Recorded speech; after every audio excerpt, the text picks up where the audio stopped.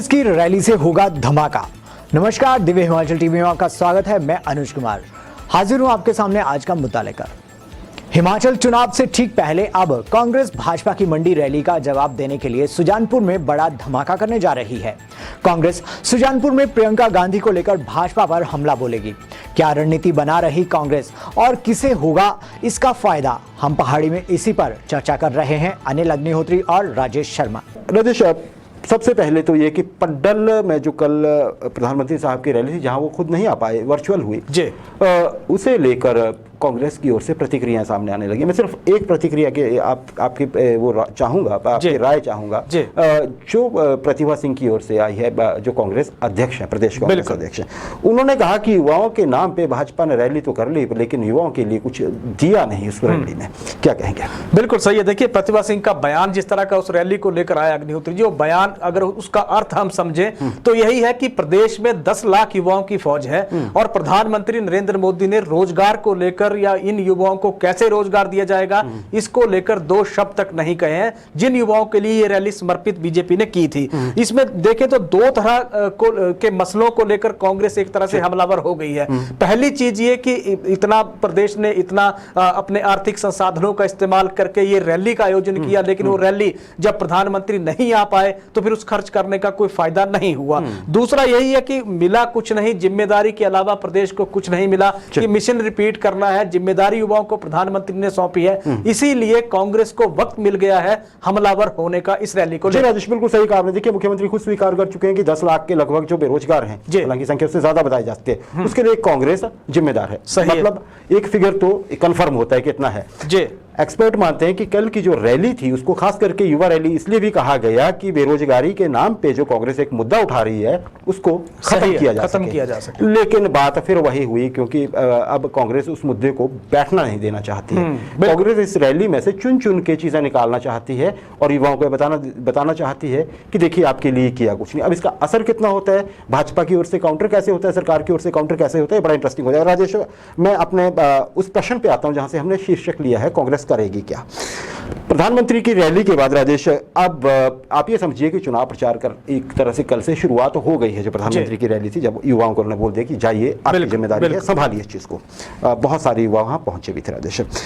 अब कांग्रेस भी कुछ ऐसा ही करने का मूड बना रही है राजेश। प्रियंका गांधी आ रही हैं 29 सितंबर को जी, नवरात्र के दिन। बिल्कुल, कल से शुरू हो रहे हैं नवरात्र। वैसे राजेश, सुजानपुर से शुरुआत करेंगी वो कांग्रेस के चुनाव प्रचार अभियान का। बिल्कुल, अब कहीं और से भी हो सकता था। सवाल उठता है सुजानपुर ही क्यों? राजेश, क्या मायने है इसके? ये बड़ी एक गहरी चीज है, पर समय हमारे पास कम है जी। बिल्कुल सही है। देखिए, नवरात्र का दौर है और अब प्रियंका गांधी कांग्रेस की महासचिव है और हिमाचल प्रदेश में उनकी रैली कांग्रेस फाइनल करने जा रही है। सिर्फ प्रियंका गांधी के दफ्तर से उस पर मुहर लगना बाकी है, बाकी पूरी तरह की प्लानिंग हो चुकी है।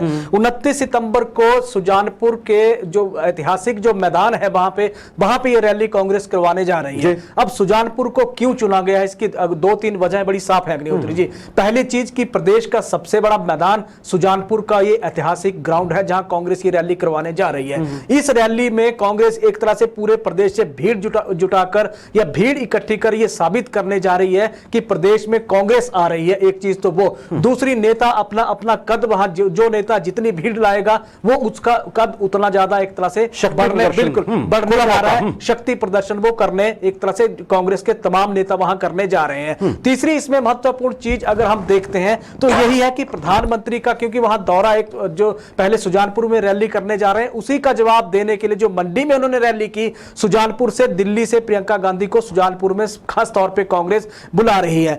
चौथा अगर हम देखें तो महत्वपूर्ण नजरिया कांग्रेस के राजनीतिक कद को लेकर भी इस रैली से जाहिर होगा कि प्रियंका गांधी का राजनीतिक कद कितना ज्यादा आने वाले दिनों में बढ़ने वाला है। अगर ये रैली सफल रहती है, प्रदेश में सत्ता परिवर्तन होता है, तो जाहिर तौर पर प्रियंका गांधी को इसका लाभ मिलने जा रहा है। रहा है, क्योंकि अभी अगर हम कांग्रेस आलाकमान में देखें तो अध्यक्ष पद से अभी गांधी परिवार की एक तरह से दूरियां हो रही हैं, अध्यक्ष नॉन गांधी वहां बन रहे हैं। तो प्रियंका गांधी अगर इस राज्य की स्टार प्रचारक होने जा रही हैं, हिमाचल जीत के अगर प्रियंका गांधी कांग्रेस की झोली में डाल देती हैं, तो फिर केंद्रीय आलाकमान में या कांग्रेस के आलाकमान में उनका अपना कद भी बढ़ने जा रहा अग्निहोत्री जी, और अब फिर उनको भी बहुत बड़ा ओहदा वहां मिलेगा। तो साख हिमाचल की तो है, ये हिमाचल के जितने भी कांग्रेस के नेता हैं उनकी तो दांव पे लगी है। कांग्रेस के लिए प्रियंका गांधी भी बहुत बड़ा एक फैक्टर होने जा रहे हैं, इसीलिए सुल्तानपुर को चुना गया है कि भीड़ जुटाइए, माहौल बनाइए, चुनाव जीतिए और छा जाइए। जी राजेश, प्रियंका गांधी देखिए उत्तर प्रदेश में उनको बहुत, आप देखिए ज्योतिरादित्य सिंधिया जब भाजपा में गए थे तो आपको याद होगा कि उसके पीछे एक बड़ी वजह यह भी थी कि प्रियंका गांधी को उनसे सादा विधायक जैसा था, उनको ज्यादा महत्वपूर्ण काम दिया गया यूपी में, और फिर यूपी में कांग्रेस का जो बना वो सो बना। आपने बिल्कुल सही कहा कि देखिए अब नॉन गांधीयन एक कांग्रेस को अध्यक्ष मिलने जा रहा है।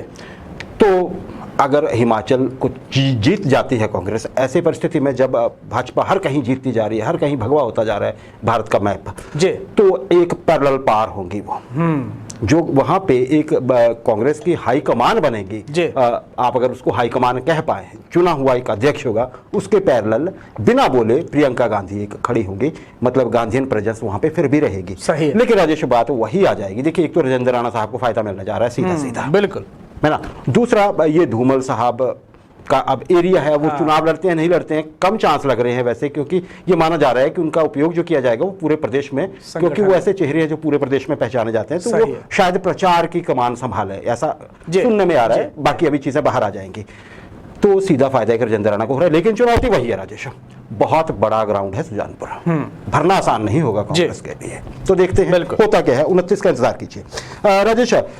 साथ ही साथ कांग्रेस उम्मीदवारों की सूची भी सामने आने वाली है ना जल्दी ही, क्या कहेंगे इस पे जल्दी से राजेश? बिल्कुल सही है। देखिए नवरात्र कल से है और नवरात्र जैसे ही शुरू होने जा रहा है, कांग्रेस के एक तरह से जो पिछले दिनों स्क्रीनिंग कमेटी की बैठक हुई उसमें जो तय हो गया अग्निहोत्री जी, उसमें 38 से जो 40 टिकट है जहां सिंगल नेम आगे स्क्रीनिंग कमेटी में जिन पे चर्चा हो चुकी है वो तो तय है करीब करीब। सिर्फ 30 टिकट में कांग्रेस के लिए पेंच फंसा है।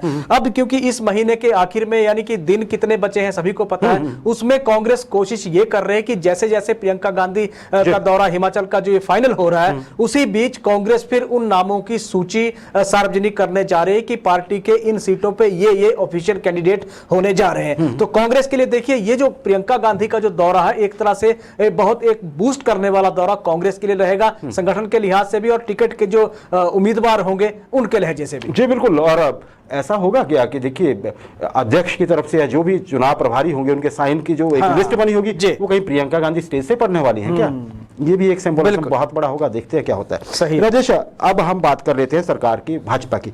मुख्यमंत्री जयराम ठाकुर साहब ने उधर ये कहा है कि देखिए जी कांग्रेस आरोप लगाती जा रही है, लेकिन कांग्रेस के एक तो मुद्दाविहीन पार्टी हो गई है, नेतृत्व विहीन तो वो है ही। बिल्कुल, 2 शब्द कहे उन्होंने, देखिएगा ये शब्द आगे आपको सुनने को मिलेंगे। जी प्रिसाइसली पिन पॉइंट किया है मुख्यमंत्री साहब ने, मुद्दा विहीन नेतृत्व विहीन। बिल्कुल, क्या मायने हैं? बिल्कुल सही है। नेतृत्व विहीन इसलिए कहा गया क्योंकि कांग्रेस का अभी तक हम देखें तो जो मुख्यमंत्री जयराम ठाकुर कह रहे हैं कि लीडरशिप कांग्रेस ने डिसाइड एक तरह से नहीं की है। अध्यक्ष बनाए हैं तो 4 उनके साथ उपाध्यक्ष पार्टी के बनाए थे, एक उपाध्यक्ष पार्टी छोड़ के बीजेपी में शामिल हो गए, कार्यकारी अध्यक्ष। बिल्कुल, कार्यकारी उपाध्यक्ष लखविंदर राणा वो पार्टी में एक तरह से हो गए थे। साथ ही साथ रामलाल ठाकुर का इस्तीफा वहां से हो गया। मंडी के आश्रय शर्मा महासचिव है, अब उनके साथ भी एक तरह से खबरें आ रही हैं कि वो भी बीजेपी ज्वाइन कर रहे हैं। तो एक चीज तो वो नेतृत्व है नहीं, अलग अलग दिशाओं में कांग्रेस के लीडर चले हैं, एक चेहरा पार्टी के पास है नहीं जो पूरे पार्टी को कंट्रोल कर सके। एक चीज तो वो मुद्दाहीन इसलिए कहा गया कि मुद्दा प्रदेश के वर्तमान दौर में है ही नहीं, जो बीजेपी ने हल इतने ज्यादा मसले कर दिए हैं। कांग्रेस जिन मसलों को उठा रही है, चाहे कांग्रेस महंगाई का आरोप लगा रही है, भ्रष्टाचार के आरोप सरकार पे लगाए, लेकिन कांग्रेस को मुंह की खानी पड़ी जिस तरह का मुख्यमंत्री जयराम ठाकुर कह रहे हैं। तो सरकार ने पारदर्शिता के साथ काम किया जिस तरह का मुख्यमंत्री जयराम ठाकुर ने दावा किया है। दूसरा उन्होंने यह कहा है कि बिना भेदभाव के प्रदेश का विकास करवाया है। टोपी कल्चर प्रदेश में खत्म कर दिया है, जो लाल हरी टोपी का कल्चर शुरू हो गया था। तो इस तरह की बातें उन्होंने कही है। और साथ ही यह भी कहा अग्निहोत्री जी कि कांग्रेस इन चुनावों में बिना दूल्हे की बारात है, दूल्हा लाइए बारात निकालिए। जी देखिए ये जो दो शब्द है राजेश है, एक नेतृत्वविहीन होना और एक मुद्दाविहीन होना, उसमें से एक पार्शियली सही है, एक पार्शियली सही नहीं भी हो सकता है। कांग्रेस मुद्दा लेके तो बहुत बैठी है, बेरोजगारी उसमें से है, ओपीएस का उसने वैसे बना दिया है, महंगाई बनाया हुआ है, बहुत सारे मुद्दे हैं। नेतृत्वविहीन होने वाली बात मुख्यमंत्री साहब ने काफी हद तक सही कही है, क्योंकि कांग्रेस में भी कोई चेहरा तय नहीं है हिमाचल प्रदेश का। बिल्कुल। और केंद्र में क्या हो रहा है, वहां पे एक चेहरा चुनने के लिए वोटिंग प्रोसेस शुरू हो चुका है, नोटिफिकेशन हो चुकी है। तो एक सही चीज को पकड़ के दूसरी चीज को भी वैसा ही ठहराना अपने बयान को, ये एक चीज मान रहे हैं एक्सपर्ट, और इसको एक क्लेवर मूव मान रहे हैं। अब देखते हैं इसको आगे कितना प्रमोट करती है भाजपा। अच्छा, अब राजेश, अंतिम प्रश्न है मेरा। मोदी साहब ने एक चीज़ कही कल की रैली के बाद कि देखिए प्रधानमंत्री नहीं आ पाए, उनकी बात भी हुई टेलीफोन पे इस रैली के तुरंत बाद या उससे पहले, जो भी है रैली के दौरान जैसा भी है, उन्होंने कहा कि मोदी साहब प्रधानमंत्री मंडी जरूर आएंगे। बिल्कुल।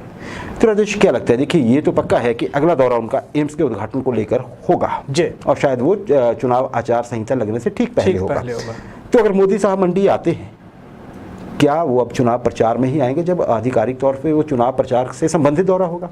बिल्कुल सही है। देखिए वक्त अब है नहीं अग्निहोत्री जी ज्यादा मंडी दौरे के लिए। बिल्कुल मंडी दौरे के लिए, और जिस तरह के कार्यक्रम या जिस तरह की व्यस्तता प्रधानमंत्री की रहती है उसमें लग नहीं रहा है कि विंडो मंडी के दौरे के लिए खासकर मिलेगी। चुनाव आचार संहिता, जहां तक चुनावों की बात है, आचार संहिता लगने की बात है, जब चुनावी बिल्कुल आधिकारिक रूप से बन जाएगा उसके बाद, क्योंकि भाजपा के स्टार प्रत्याशियों की जिस तरह की सूची आएगी, रैलियां उनके लिए प्लानिंग, चुनाव प्रबंधन समिति पूरी प्लानिंग कर रही है, तो उसी दौरान मंडी के लिए भी एक रैली प्रधानमंत्री की हो सकती है। क्योंकि मुख्यमंत्री जयराम ठाकुर की जब उनसे फोन पे बात हुई है तो इच्छा तो प्रधानमंत्री ने जताई है, लेकिन इच्छा क्या चुनावी उस दौर में पूरी होगी, अब ये देखने वाली बात होगी। लेकिन जो वक्त है सिर्फ उसी दौरान अब बनता हुआ ये दौरा नजर आ रहा है प्रधानमंत्री। जी, तो देखते हैं अब क्या होता है। हालांकि अब उम्मीद हिमाचल की लगी हुई है, एम्स का उद्घाटन किस दिन होता है वो तारीख तय होते ही उस दिन पे पिन पॉइंट हो जाएंगे हिमाचल की, उम्मीद है। सियासत में आज इतना ही राजेश।